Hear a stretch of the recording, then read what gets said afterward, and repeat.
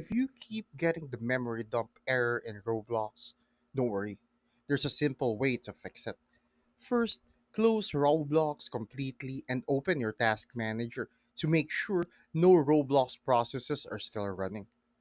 And anything labeled Roblox or Roblox played beta. Then clear your temporary files.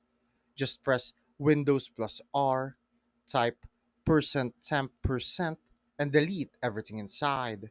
That clears out leftover data that could be causing memory conflicts. Next, update your graphics drivers. Outdated drivers are one of the biggest reasons for this crash. You can do that through device manager, then display adapters, and then update driver. After that, make sure your system isn't running too many background apps. Free up RAM by closing browsers or heavy apps before opening Roblox again.